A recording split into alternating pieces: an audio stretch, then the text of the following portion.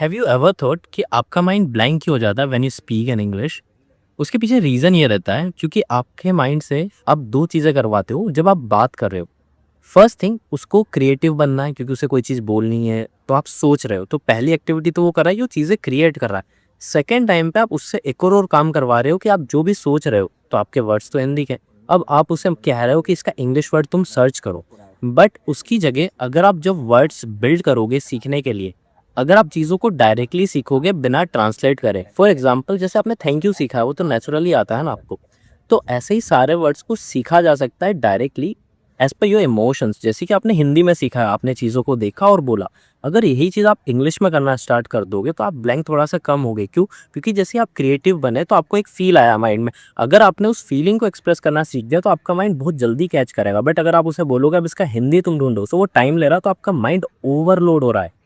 And that's why you get late और many times you go blank. क्यों? क्योंकि हर बार आप हिंदी को एग्ज़ैक्टली इंग्लिश नहीं कर सकते हो, बट आप फीलिंग्स को हमेशा एक्सप्रेस कर सकते हो।